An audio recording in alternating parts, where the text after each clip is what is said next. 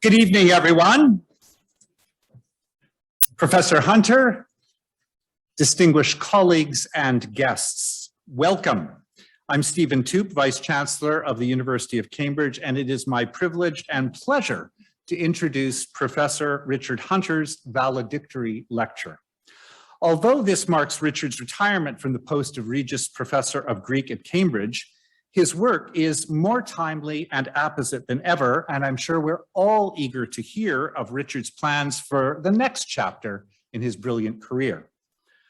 Richard graduated from the University of Sydney, coming to Cambridge in 1975 to undertake his PhD. He became a research fellow at Pembroke in 1977 and continued as fellow until 2001. While at Pembroke, he served as admissions tutor for arts and humanities and was director of studies in classics for 20 years. We're delighted that several of the students whom Richard taught and supervised could be here tonight. Many of these graduates have gone on to carve out their own successful careers in academia, but also further afield in high finance, the legal profession, and indeed, Hollywood. Richard became university lecturer in classics in 1987, reader in Greek and Latin literature in 1997, and in 2001 became fellow of Trinity College and Regius Professor of Greek. Now, as many of you will know, the Regius Professorship of Greek is one of the oldest established professorships in the university, dating back to Henry VIII's restructuring of parts of the university in 1540. And to date, it's had 38 holders. Richard's inaugural lecture on Coming After, I love his titles, you'll know why, was delivered in Little Hall on 17 October 2001, just under 20 years ago, and was hosted by the then Vice-Chancellor, Sir Alec Broers. I read an interview with Richard in which he said he'd always had a short attention span and cannot stay with any one project for too long. Well, I think you'll agree that 20 years is an impressive attention span by any standards. Richard is a prodigious author covering the full range of Greek literature from Homer to late antiquity. He's particularly known for path-breaking work in Hellenistic poetry, ancient comedy and the novel, and the ancient critical tradition. He's also written significantly on the reception of Greek literature in Rome. A major focus of his work has been how Greeks of the post-classical period absorbed and reshaped the heritage of their classical past. He conveys with great intelligence and clarity why the past matters and what we need constantly to embrace it, not to seek to hide from it, a theme that is of the utmost contemporary importance as Britain grapples with its own colonial past, or doesn't. Richard's work has shown a persistent determination to break down barriers between the study of Greek literature and other areas of classical study, such as Greek philosophy. Exploring these intersections of traditional disciplines is transforming the way we teach, research, and think by bringing different cultures and perspectives into dialogue one with another to provide fresh and profound insight. His many contributions to classics include serving as editor of the Journal of Hellenic Studies, and since 1999, he has been one of the editors of the phenomenally successful Cambridge Green and Yellow series of Greek and Latin texts. His work has been widely and justifiably recognized. He's a fellow of the British Academy, a foreign fellow of the Academy of Athens, an honorary fellow of the Australian Academy of the Humanities, and his services to the promotion of Greek studies have been recognized in Greece by honorary degrees from the universities of Thessaloniki and Ioannina. His expertise is much in demand. He's held visiting positions at Princeton and at the University of Virginia, and has lectured extensively in the US, Europe, and Australia. From 2012 to 16, he served as the first and last president of the Council of the Aristotle University of Thessaloniki during a very difficult period for Greek higher education. It is, however, his service and substantial contributions to Cambridge itself for which I would personally like to thank him.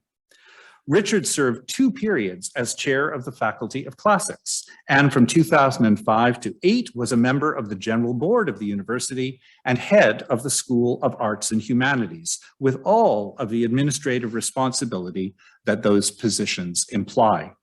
He also served as chair of the Library Syndicate, as a syndic of the Fitzwilliam Museum, and a member of the University Finance Committee for his sins. Cambridge has the most distinguished classics faculty in the UK and arguably in the world. It's regularly at the top of university league tables and has been judged the UK's leading centre of research achievement and research power, that's a quote, in every research assessment to date. Its long and proud history stretches back centuries, spearheading major discoveries, innovations in the subject itself, and leading wider intellectual developments in the arts and humanities. Committed to advancing research and teaching in all aspects of classical culture and its reception at the very highest level, it's the intellectual home of some of our best known classicists and of an increasingly diverse body of outstanding graduate students and exceptionally talented undergraduates. I have no doubt that this continued success is in no small part due to Richard's tenure as Regius Professor of Greek and his dedication to the health of the subject, both within and outside Cambridge. I simply can't think of a more qualified person to address us today, and it is my very great pleasure to welcome Professor Richard Hunter to give this lecture entitled, "I Think I Should Probably Go Now." Richard.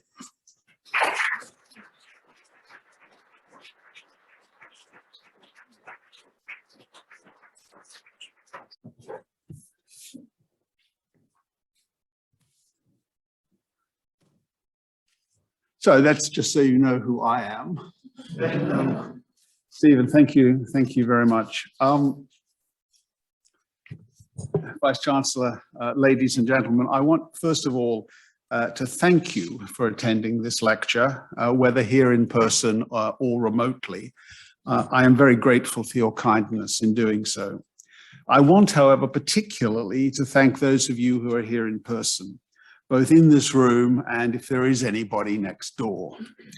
Attending an event such as this, as your fetching faceware reveals all too clearly, is no longer just a decision about how strong is the call of duty, how high the level of tedium one can tolerate, and how much petrol you have, but now involves also much more personal decisions in the face of very real uncertainties, which are not going away anytime soon. Your presence here is very much appreciated. Staying the full distance to what we are told is the statutory retirement age can, now more than ever, feel a bit like a lingering, I hope rather than malingering, death. Is he really still here? The long drawn-out death rattle of retirement is like the psychoragia of later Christian tradition, that painful struggle of the soul to break free from the fleshly allurements of the Sidgwick Avenue breeze blocks in which it has been imprisoned for so long. I take little comfort, and you should take less, from the fact that the gods sent a pandemic to warn of, or perhaps against, my retirement. But as future historians will acknowledge, the chronology will here brook no argument or doubt.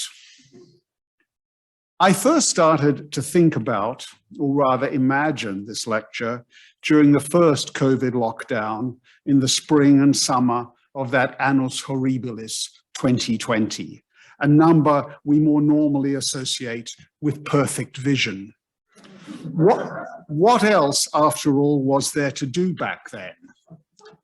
In what now seems both unimaginably long ago and as if it were yesterday, our tragico-comical Prime Minister, wearing his most importance of being earnest face, and or the very long-suffering but improbably named Professor Whitty, turned up every day on the computer to tell you how many people had died.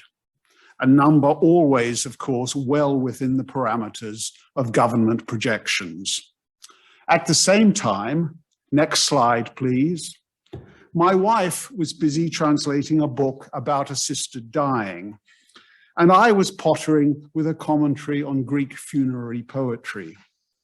No wonder a sense of retirement as a one-way trip to Zurich loomed before my eyes. The processes of death and retirement and of dealing with them have, of course, been very much studied. The Faculty of Classics itself, always ahead of the R number, R for retirement, I assume, some years ago had an X, or was that exit caucus paper on death, so irreproachably interdisciplinary it glowed in the dark, unlike the dead it claimed to study. It is now, I gather, to be followed by a course on the afterlife. Well, optimism is something we are all very short of at the moment. One of the most famous such models of modern times is Elizabeth Kubler-Ross's model of 5 stages of grief through which the terminally retiring pass: denial, anger, bargaining, depression, and acceptance. Those of you who have not yet reached the retiring age may find this slide easier to read.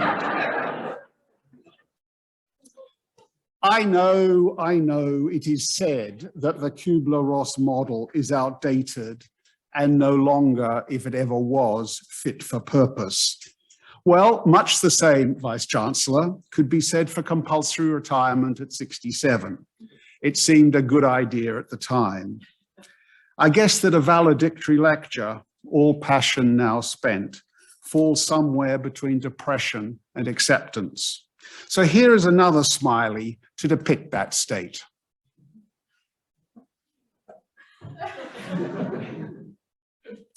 It is, in fact, perhaps Catullus's attempt at distraction and self-consolation which best catches the mood swings and all too frequent lows of the last year. Retirement, Catullus, that's your problem. Retirement has caught up with Regius's before you. Back then in 2020, it was hard, not with Herodotus's Solon, to look to the end.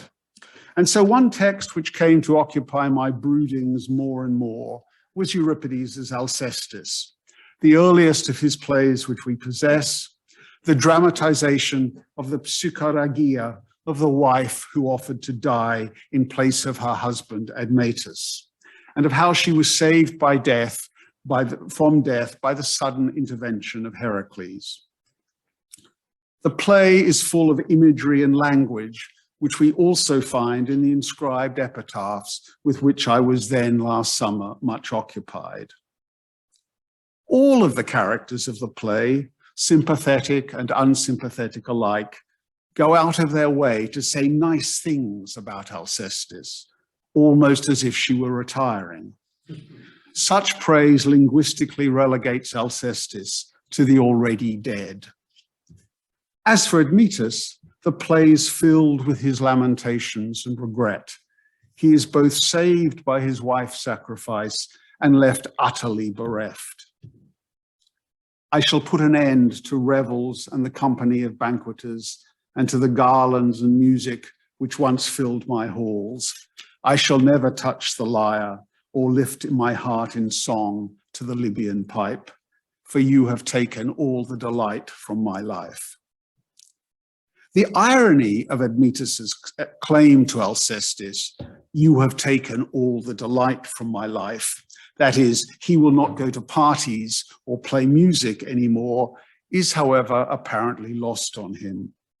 It is, as Letitia Parker put it with reference to another of his potentially unfortunate laments, all too easy in the circumstances for him to say the wrong thing. But one of the questions posed most sharply by epitaphic language, as also, as I know only too well, by the language of valediction, is what would be the right thing to say? For you have taken all the delight from my life. An image of you shaped by the hand of skilled craftsmen shall be laid out on the bed. I shall fall upon it, and as I embrace it and call your name, I shall imagine, though I have her not, that I hold my dear wife in my arms. A cold pleasure, to be sure, but thus I shall lighten my soul's heaviness. And perhaps you will cheer me by visiting me in dreams. For even in sleep, it is sweet to see loved ones for however long we are permitted. Admittus's promise to his dying wife that he will take an image of her to his bed after her death, but no other living woman, is a passage with which the retiring and the retired might feel a special affinity. Are we too an absent presence, mere figments of your pothos, an empty fancy hovering like the phantom of Helen over desk 23, west side, to offer the cold pleasure of memory as we return to haunt your dreams? Unlike Alcestis, however, I can be completely confident that no replacement will be stretched out as a lifeless object of desire in my bed, or even my chair, while these are still warm, or at least as warm as it gets in 114 for most of the year. I know that I'm not alone in regretting this strange non-period of celibate mourning, which, for reasons at which I can only guess, the silent powers of darkness, paradoxically playing Admittus roles almost to perfection, have imposed upon the subject we are here to celebrate. It is, I sadly suspect, too late even now for Heracles to drop by. As Aeschylus's chorus of retired old men once sort of said about the death of another self-sacrificing female, let's hope it all turns out okay in the end. This passage of the Alcestis opens more than one window, and in this lecture I simply want to point to some of these familiar riches through texts which have always been important to me. The skillfully made representation of the beloved dead may, for example, serve as an image, both solid and unyielding, but also strangely evanescent, of the classical antiquity with which we engage every day and night, fashioned from our memories, our imaginings, and our longings, but always falling short, a poor substitute for the real thing, as unanswering as the written words of a classical text. Writing Phaedrus has this very strange quality, and is in truth like painting. For the creatures of painting stand still like living beings, but if one asks them a question, they preserve a very solemn silence. And so it is with written words. You might think they spoke as if they understood something, but if you question them, wishing to know about what they always say one and the same thing. In fact, however, it is, in my experience, not true that Greek and Latin texts always say the one same thing, though sometimes when supervising on Lysias 1 or the Medea for the third time in an afternoon, it can seem like that. Every serious conversation with these texts is different, if, that is, you are prepared to listen hard to them and do not assume that what they really want to talk about are the things which happen to be important to you and to contemporary society. These verses about Admittus's statue are, unsurprisingly, one of the better known and most discussed passages of the play, but not necessarily for the right reasons.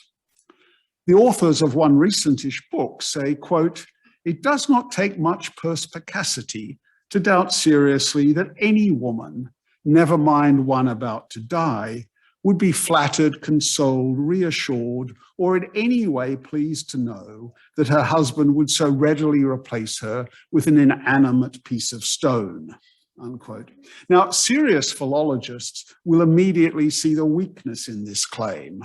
How do they know that Admittus has a stone image in mind? Wood might have made all the difference.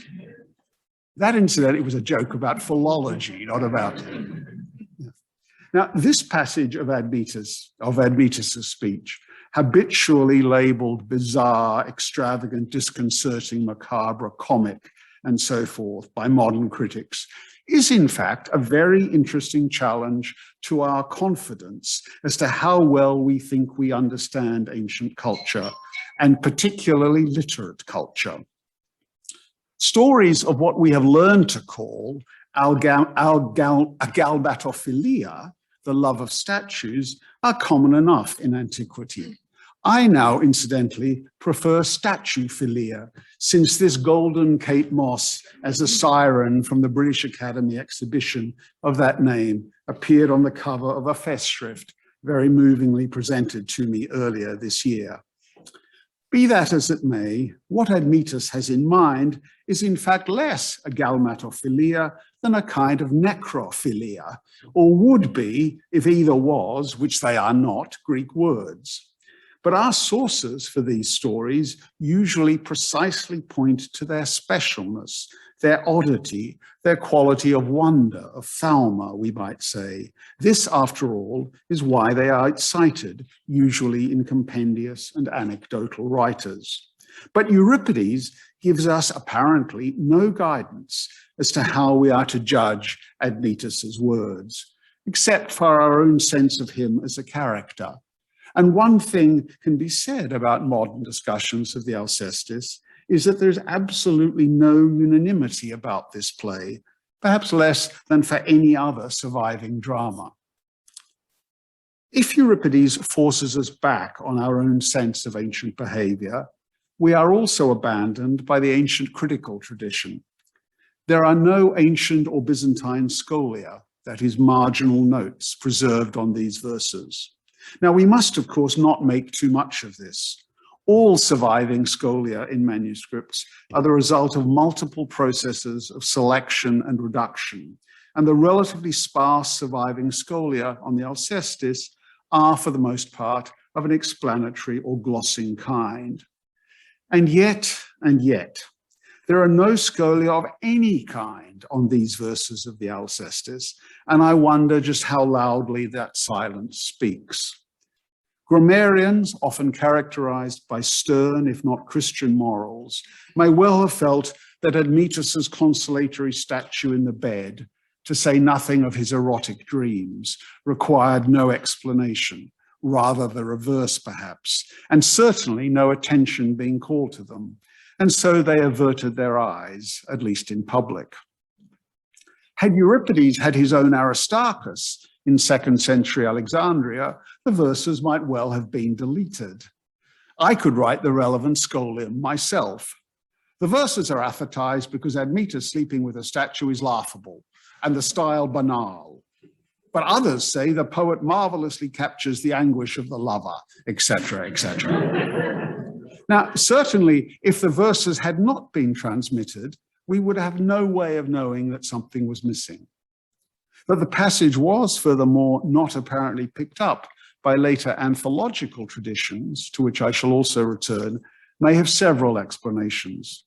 These traditions, on the whole, avoid strongly first-person and scenically contextualized passages in favor of the generalizing and the morally didactic. Our passage fails on both counts. It might, in fact, have been just too weird to make it into anthologies. If, however, it is true, and I stress that this is a big if, that ancient readers at least were less interested in and or surprised by the detail of these verses than we are, then, to repeat, we should be reminded and cannot be reminded too often how partial and fragile is our understanding of Greek literary culture over the long durée of antiquity. This, of course, and perhaps rightly, has never stopped modern critics of Greek literature who all too rarely heed the warnings of ancient silence. As those who want to move beyond assertions of the bizarre and the extravagant have, to put it very simply, generally adopted one of three partially overlapping strategies here. The first is simply to downplay the whole oddity, to naturalize it, After all, we put photos of the dead beside our beds, and the Greeks had no cameras. Nearly a century ago, H.J. Rose drew attention in this context to a newspaper report that a, quote, Hungarian of good family was refused marriage by the parents of a remarkably beautiful Jewess. And so he had, quote, a lifelike wax figure of her made, and for some time kept it in his flat and talked to it until he was induced to take it with him into an asylum. Now, there is much about the deep cultural embeddedness of that story that we need Gabor Beteg to unpack for us. But the basic drift of the argument is, okay, Admetus was a bit extreme, but that's Thessalians or perhaps Hungarians for you. So what is the problem? Now, Wilamowitz, for inevitably it was he, pointed to similarities between the statue motif in the Alcestis and our later sources for the story of Laodamea's grief for her Thessalian husband Protesilaus, the first Greek to be killed at Troy. We know that Euripides dramatized some version of the story in his Protesilaus, but we don't know the date of that play, and most of what we conjecture about the plot is fragile at every point. It is, however, likely enough that the play used both Laodamea's creation of a statue of her dead husband, which he may have slept with and or treated with cult honors, and also his brief return from the dead, guided by Hermes. Laodamea may have killed herself when Protesilaus was forced to return to the underworld. So what the Alcestis offers on this view then is a reflex of real or believed Thessalian legend and or funerary practice. We are here not far, I think, from how Aristotle explained odd passages of Homer through appeal to surviving customs in remote parts of Greece. The layers of the text thus preserve sedimented traces at every level. It is, however, with rather later texts that Admetus's image of his wife is usually connected. In Socrates' extraordinary speech on love and the soul in Plato's Phaedrus, we hear how the lover is reminded of the eternal beauty he has previously seen when he sees a godlike face or some form of body which imitates beauty well, and then, after shuddering, reveres it as a god as he looks upon it, and if he did not fear a reputation for utter madness, he would sacrifice to his beloved boy as to an image and a god. The idea recurs shortly afterwards, where the lover is said to treat his beloved as his own god, and he fashions and adorns him like a statue, so as to honor him and celebrate his rights.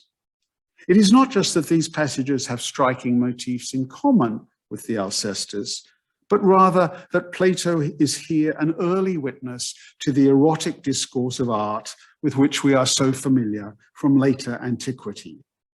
When we read that the lover fashions and adorns his beloved like a statue, it is hard, of course, not to think of Pygmalion's Mira Ars with the statue woman he created. He addresses her with fond words of love, now brings her gifts pleasing to girls. He lays her on a bed spread with coverlets of Tyrian hue, calls her the consort of his couch, and rests her reclining head upon soft, downy pillows, as if she could enjoy them. Admetus' statue has, of course, long since been seen as one of the forerunners of Pygmalion's art. And we do not have to add this passage of the Phaedrus to the long list of prior texts which Ovid has turned to his own use. But the temptation is hard to resist, for the Phaedrus was one of the classic texts on the nature of love. When the lover catches sight of the beloved who recalls perfect beauty, he is warmed, and that warming melts the place where his soul should sprout feathers, and the feathers begin to grow. Again, we do not have to recall Pygmalion's statue's apparent warming when the artist kisses her or it, a pointed contrast to the cold delight which Admetus knows that the statue will bring him, but we well might. So too, when the statue's body comes alive, saliunt temptatae pollica venae, we don't have to see virtually a translation of how the lover's features in the Phaedrus throb like pulsating blood vessels, but I hope you will forgive me if I do. It should, of course, be no surprise to see Ovid reflecting the importance of such a central erotic text. The principal difference between Plato and Ovid also reminds us of what is most important for Plato. In Ovid, it is the statue which warms and comes alive, whereas in Plato, it is the lover, for, as in the Symposium, what matters for Plato is what love can do for the lover, not for the object of love. What our passage of the Alcestis suggests would be very much worth knowing is to what extent Plato was here drawing on an already developed literary discourse about the status of statues, poised like Alcestis herself between life and non-life. We come here, in fact, to the third way in which modern critics have sought to understand Admetus's plans for life after Alcestis. And that is by incorporating it within a rich set of ideas about how and in how many ways images emblematize the absent presence of what they represent. There is, of course, a dauntingly rich bibliography here, much of it descending from a seminal essay of Jean-Pierre Vernon. And members of this faculty, some of whom are in this room, have made significantly calorific contributions to it, from which I have learned and borrowed. The language which Admetus uses makes his statue part corpse of the real Alcestis and part image of her. He does not just whisper sweet nothings in her ear, like Pygmalion, who never gives his statue a name, but he addresses the statue as Alcestis. He calls her by her name, we might say. Whether she answers, we will never know, but it is at least tempting to read some later dialogues between a husband and his dead wife, inscribed on the wife's tomb, as evocations of such pillow talk with the dead, perhaps under the influence precisely of this passage of the Alcestis. I think particularly of a poem from late Hellenistic Knidos, first brought to serious scholarly attention by Johanna Hanink, the second stanza of which takes on, I think, a remarkably new color if we imagine it whispered into the ear of a statue lying in the widower's bed. Atthis, who lived for me and left your breath behind in me, as once you brought me joy, now it is tears, faithful one, much lamented wife, why do you sleep the sleep of grief? You before you never moved your head from your husband's breast, you have abandoned Theos who cannot go on. With you, the hopes of our common life have gone down to Hades. The name is important. We do not have to swallow all the reams of what has been written about the Thrasiclea epigram of the second half of the 6th century BC, a rare case where we have the image as well as the poem, to see that the question of the naming of an image is important. Plato certainly did. In a very famous passage of the Cratylus, Socrates conjures up the possibility of a perfect image and the naming problem that that would cause. Would there be two things, Cratylus and the image of Cratylus, if some god should not merely imitate your color and form as painters do, but should also make all the inner parts like yours, should reproduce the same flexibility and warmth, should put into them motion, life, and intellect, such as exist in you, and in short, should place beside you a duplicate of all your qualities? Would there be in such an event Cratylus and an image of Cratylus, or two Cratyluses? An image that reproduced all the features of its model would no longer be an image and would deserve to be called by the name of the model as much as the model itself did. The action of the god strikingly foreshadows what Venus actually does to Pygmalion's statue, though, like Pandora, that statue has no actual model, except perhaps the imaginary form of a beautiful woman. For Admetus, the image both is and is not alcestis. Alcestis emerita, perhaps. The image is not alcestis because apparently Admetus will know that what he has in his arms is just an image. The real one will visit him in nocturnal dreams. It may, of course, be that one of the purposes of the image is precisely to make it much more likely that Alcestis will come to him in his dreams. Admetus is, if you like, stacking the odds in favor of such erotic dreams by embracing the statue as he falls asleep. We do not have to appeal to the very familiar link in ancient culture between dreams and images to understand that. What does Admetus mean when he says, "I shall imagine, though I have her not, that I hold my dear wife in my arms"? The habitual parallel, which everyone cites, are the verses from the Euripides' Helen, where Helen describes Paris after the substitution of the phantom Helen for the real one. Hera, annoyed that she did not defeat the other goddesses, made Paris's or Alexandros' union with me as vain as the wind. She gave to King Priam's son, not me, but a breathing image she fashioned from the heavens to resemble me. He imagines, vain imagination, that he has me, though he does not. In fact, however, there is a fundamental difference in the two cases. There is, as far as I am aware, no suggestion in any of the accounts of the phantom Helen from Stesichorus onwards that Paris realized that the woman in his arms and his bed was not Helen. Paris's belief was, according to Helen, an empty one. Whether or not he would have cared if he had known it was just a divinely created phantom is, of course, another matter.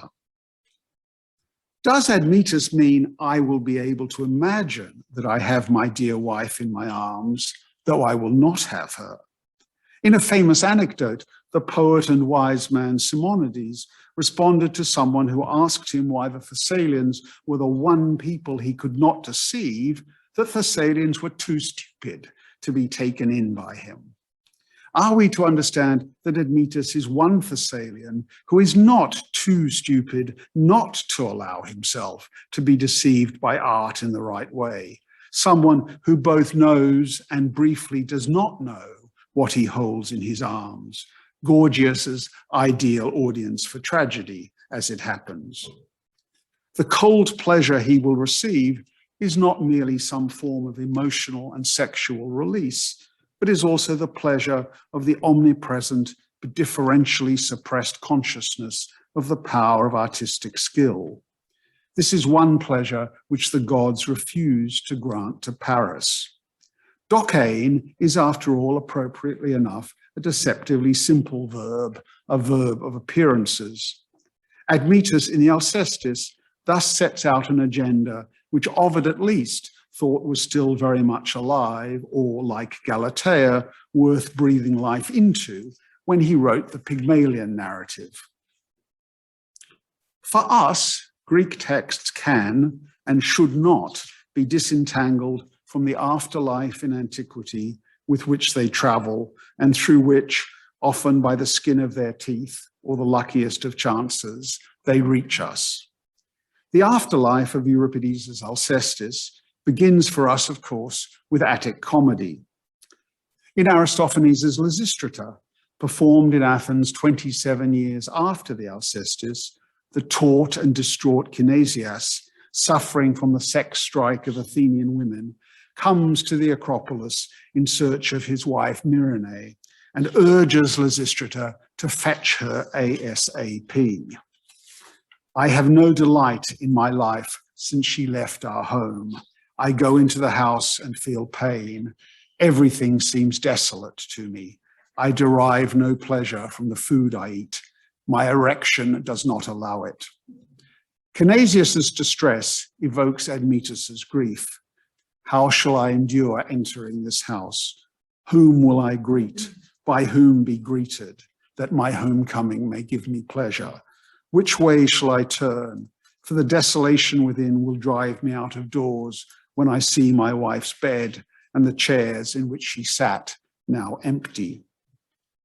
For both bereft husbands, all is eremon, deserted, laid waste, the house haunted by the absence of the woman who is no longer there. Kinesius's physical reaction, I am permanently erect, offers a suitably comic and unromantic version of the Euripidean husband who promises to take an image of his dead wife to bed with him and to have sex with his wife in his dreams. The afterlife of Greek tragedy begins long before it is safely tucked away in libraries, let alone dead and buried. The processes which we see at work in Aristophanic comedy inaugurate and foreshadow a very long process of diffusion of what we have learned to call paideia, literary culture, though that term covers a multitude of social and cultural positions. It is a pleasing happenstance, but perhaps more than that our next surviving glimpse of the alcestis is indeed in Plato and in the mouth of a character who, in many ways, may be seen as a kind of model for one type of cultured gentleman from a later age, a pepaidumenos. In the symposium, Phaedrus, who makes the first speech in praise of Eros, a speech about which I've learned a great deal from Christian Keimer, adduces as an example of the lengths to which those in love will go, Alcestis's willingness to die for her husband and the extraordinary honor the gods paid her out of admiration for what she had done. Phaedrus is represented in the symposium as someone both conversant with and very keen to cite poetry as evidence, as tekmeria for his views, and someone who in fact is familiar with the whole literary heritage. Phaedrus's confident discussion of the poetry of the past resembles in fact nothing so much as so many of the scholia on classical authors, going back ultimately to Hellenistic scholarship, which similarly collect and transmit the mythographic heritage, or, and this is perhaps less surprising, one of Athenaeus's equally sympathetic and even more learned Deipnosophists. This striking agreement in literary mode across 600 years of ancient culture deserves more thought than it normally receives, while also reminding us of the ever-present danger of viewing ancient literary culture with too teleological a set of spectacles. Much of my research in the last decade or so of my tenure of the Regius professorship has in fact been devoted to, I would not be so presumptuous as to call it something as knee-trembling as classical reception, but rather attempts, duly forecast in the title of my inaugural lecture, to tease out Platonic, Hesiodic, Homeric strands in subsequent literate culture. Now, academic trajectories, no less than literary careers, can, as Cedric Scheidegger, as much as anyone has taught us, be reconstructed in the rosy glow of hindsight. But I have at least some claims to pig-headed perseverance here. The two early moments of reception of the alcestis, on which I have focused, both in rather different ways, foreshadow ways in which classical texts shaped and were integrated into the bloodstream of later Greek culture. Both moments might well be described as coming before. Every surviving tragedy has, of course, its own story to tell about later literate culture, and there is more than one way to seek to trace the scent of these stories. Consider what Heracles says to the servant who is shocked by how the hero can enjoy himself when the house is in mourning. Do you know the nature of our mortal life? I think not. How could you? But listen to me. Death is a debt all mortals must pay, and no man knows for certain whether he will still be living on the morrow. The outcome of our fortune is hid from our eyes, and it lies beyond the scope of any teaching or craft. So now that you have learned this from me, cheer your heart, drink, regard this day's life as what is yours, but all else belongs to fortune. Parts of Heracles' reflections on human life, amiably banal, generalizing and repetitive as they are, an imitation, so I am told, of an observable effect of alcohol even today. I guess we'll find out in about half an hour. These verses are quoted as late as two miscellaneous anthologies of the 5th century after Christ, including one of our very most important sources for Greek literature, the remarkable philosophical, ethical, and moralizing anthology, originally in 4 substantial books covering both prose and verse, of John of Stobi in Macedonia, hence usually called Stobaeus. Almost inevitably, what we have of Stobaeus is itself just a fragment, though a rather large one, filling 5 solid volumes on the library shelves. A very much fuller version of the anthology was available to Photius, the 9th century patriarch of Constantinople, who tells us that Stobaeus sent the anthology to his son because the young man was not very good at remembering what he had read. Now, every parent will recognize the problem. Stobaeus' son doubtless had other, perhaps more corporeal distractions, but Stobaeus' rather sledgehammer remedy for adolescent ennui was perhaps less idiosyncratic in late antiquity than it appears now. It is probably too much to hope that I will live to see a Cambridge PhD devoted to Stobaeus, or even perhaps to his son, one of the unsung heroes of our subject. Although in my time, the degree committee has waved through much stranger things. Is it incidentally pure chance that 2 of our 3 surviving ancient papyri of the Alcestis feature Heracles' homespun philosophy? Yes, it probably is. Now, we have some evidence for the early history of poetic anthologies at the end of the 5th and first half of the 4th centuries before Christ, nearly a millennium earlier, but very much, well, nearly everything, in fact, remains unclear about subsequent processes of copying and augmentation. Perhaps the earliest and certainly the most intriguing evidence for the practice is a passage which has some claim to be the only ipsissima verba we possess of the sophist Hippias of Elis, a contemporary of Socrates at the end of the 5th century.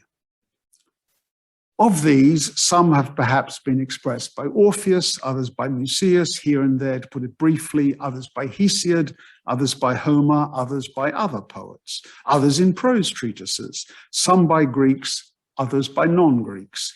But I myself have put together from out of all these, the ones that are most important and are akin to one another.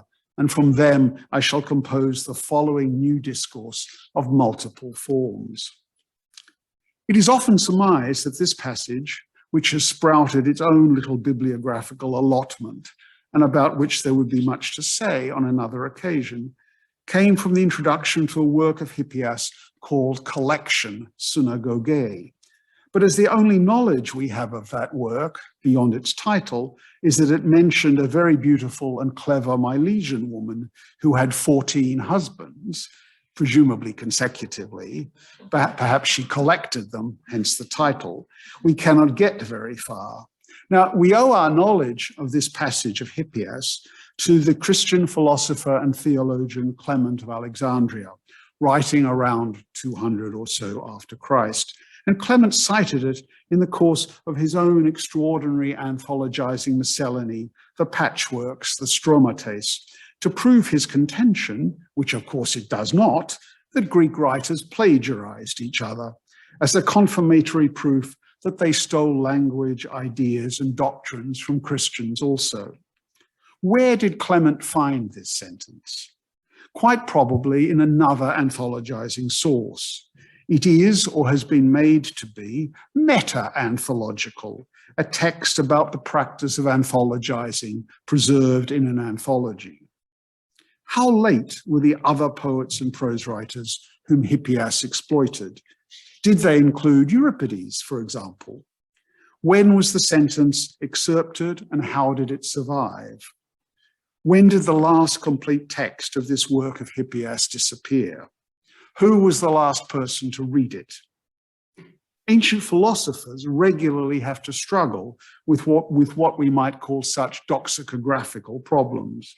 But Anglophone scholars of Greek literature have tended to avert their eyes and return to the comfortable zone of texts which survive in their entirety.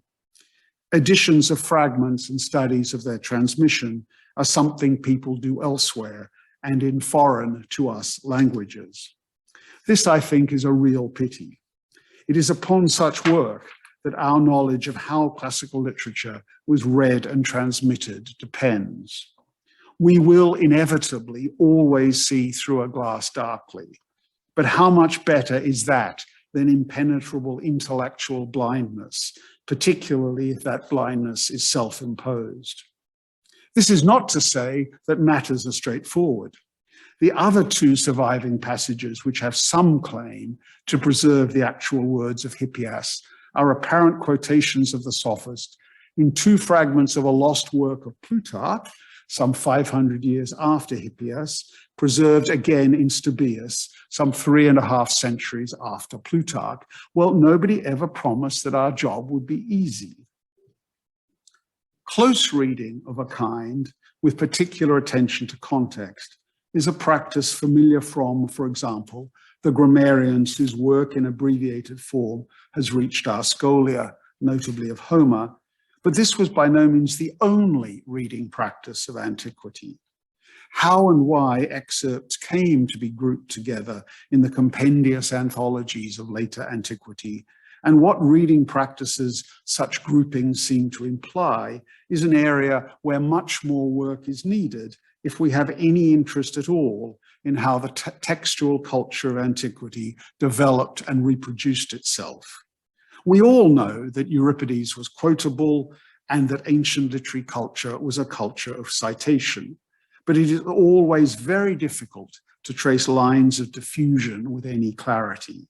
That would be one task of a book about Euripides and ancient culture. The subject matter of the Alcestis, moreover, lent itself easily enough to subjects like death, which were and unfortunately remain of general interest. Stobaeus alone cites the play not just on the inescapability of death, but also more than once on the subject that marriage is not a good thing. More optimistically, and this is one of the reasons one never grows tired of Stobaeus, that marriage sometimes works out and sometimes doesn't. It all depends. And also on the hard truth that it is easier to give advice to another person than to yourself. And this darkly sobering thought about the decisions which retirement entails brings me finally to the wale of the valedictory.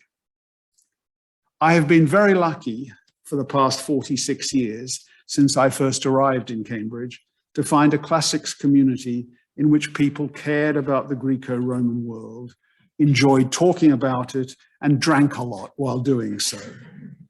I will forever be more grateful than I can say to those who took me under their wing back then. Some of them are here, at least in spirit, today. I was a Xenos who was made to feel very much at home. My accent spared me the whole Homeric, who are you and where do you come from routine. The increasing internationalism of the faculty and of my colleagues has been one of the real pleasures of the last decades, and more recently, a major antidote to recurring bouts of post-Brexit depression. All academic institutions are stalked by the virus of self-satisfied and complacent inwardness. And the more successful the institution, the greater the danger of exposure to that virus, or rather to the Oxbridge variant, and thus the greater the need for vigilance. In my little corner of the faculty alone, we have been joined during my professorship by Lucia Prauscello from Italy, but now resident with the souls of the blessed, Bruno Gagné from Montreal, and Rebecca Lemle from Switzerland.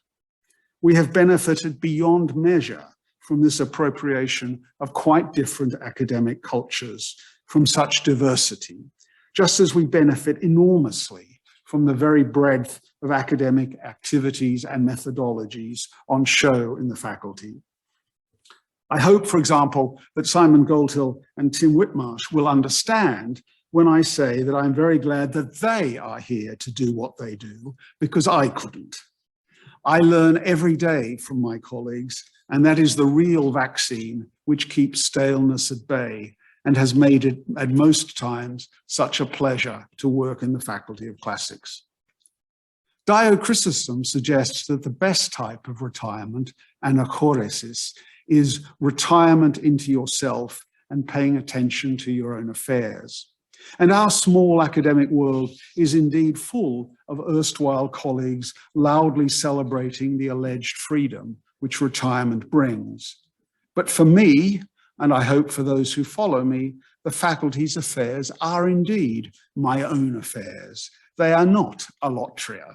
And that is why I've so much enjoyed working here and why letting go, to be frank, is very difficult.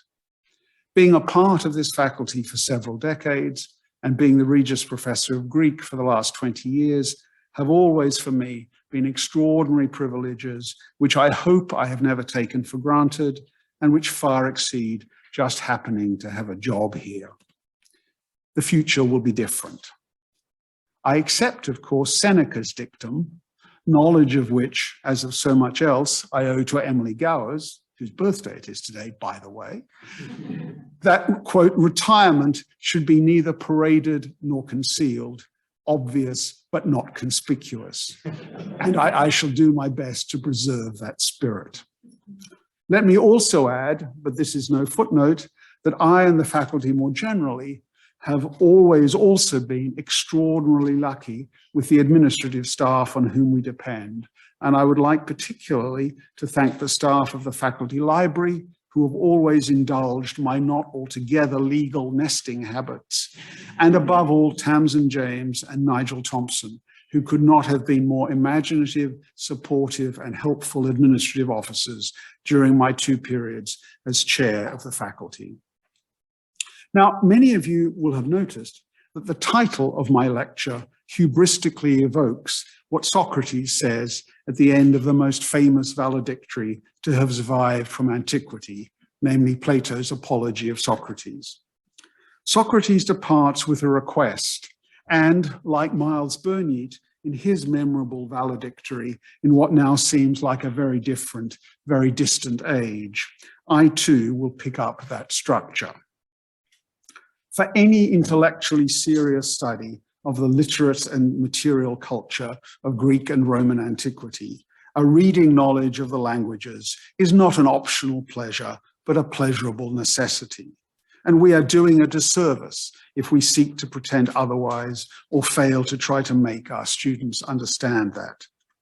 I take it as a given, as made clear also in my inaugural of 20 years ago, that different students will both want and need different levels of linguistic facility. And that range must be written, as indeed it is now, into what we do. Please therefore continue in the very best, in some ways unique traditions of this faculty, to give the students of the future the tools of which language is one, but far from the only one, to enable them properly to conduct the holistic study of Greek and Roman antiquity on which we have always prided ourselves. Harry them to read, argue, and care about Greek and Roman literature and culture, and give them no peace if their minds are set on other more lucrative and banausic concerns. And I say that in all gratitude to the Faculty of Law for hosting, this occasion. Or if they are set upon alluring academic paths which use the patina of Greco-Roman antiquity to pursue intellectual agendas, which, however admirable in themselves, and however much, as Mary Beard rightly and constantly reminds us, classics has always been reinventing itself, have in fact very little to do with understanding Greek and Roman antiquity and its real legacy. There are, of course, hard choices to be made. Even I know that. The struggle in the faculty over competing pathways to Greco-Roman antiquity and the place of language learning, a struggle to which I also alluded in my inaugural. Of course, continue here and elsewhere, sometimes very heatedly and divisively. But we must have the intellectual and educational clarity, not just half blindly to imitate trends elsewhere, but to decide and pursue our own reasoned agenda and to be prepared to explain it to those inside and outside who are prepared seriously to listen. I remain hopeful that a significant part, at least, of the faculty and our well-wishers know what is at stake. Please do not allow this occasion to turn out to be a valedictory in more senses than one. Now, my rather unsurprising views about the future of our discipline are, you will be shocked to learn, perhaps not universally shared, even on Sidgwick Avenue. If, however, as I have tried to do, you all commit yourselves to the serious future of Greek studies, and in particular, the study of the ancient Greek language and the extraordinary literature, philosophy, and history written in it, then I can reasonably ask nothing else, well, nearly nothing else. The foresight of Pat Easterling and Ted Kenny in launching the Cambridge Greek and Latin Classics series of commentaries on classical texts, a brand name admired and envied all over the world, outreach in the very best sense of the term, shows what can be achieved. This above all, however, in whatever directions you take the faculty and our shared subject in the future, please be gentle with and look out for each other. The brutality of the pandemic, which we still barely understand, the dissipation of social and socializing structures, and the weakening of health-giving debate and open discussion to which it is led at a time of great difficulty for the discipline, and the extraordinary and extraordinarily differential pressures the pandemic has placed on colleagues and students all over the world, mean that our subject, by whatever name you wish to call it, as you hold it in your arms in bed at night, seeking a response, needs as never before that care and gentleness which come from an understanding and a feeling, and feelings are very important here, of what we share and how fragile that is. But now, to pick up the Platonic Socrates' words again, it is time to depart. Me into retirement, and you to the next meeting of the prelims 1A, 1B, and summer school reform working group. Which of us goes to a better place? I must leave to you to decide. But thank you all anyway. It has mostly been very great fun, and I will miss it more than I can say. Thank you.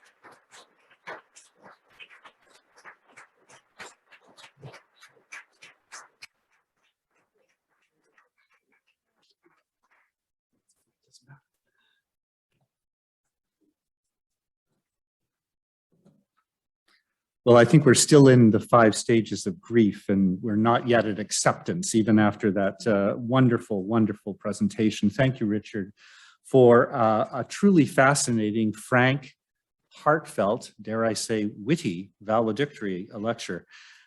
In the past, you've stated that the ancient world has given you such enormous pleasure that it seems a pity to keep it to oneself. So we're enormously grateful that you haven't. And the response from the audience tonight shows the extent to which people appreciate your contributions to the study of antiquity, and in particular, the championing far and wide of the learning of ancient Greek and ancient Greek culture. We're clearly indebted to you for so many things, but tonight, for the passion, the insight, the expertise that you've shared so generously, and of course, over the last 20 years as Regius Professor of Greek at the University of Cambridge. We'll continue to imagine that we have you though we may not, at least as Regius. So thank you all for joining us tonight, and we'd all be delighted if you could stay for drinks, as was already trailed. The reception will be at the Museum of Classical Archaeology. Richard, may you continue to touch the lyre despite retirement. Let's once again say thank you to Richard Hunter.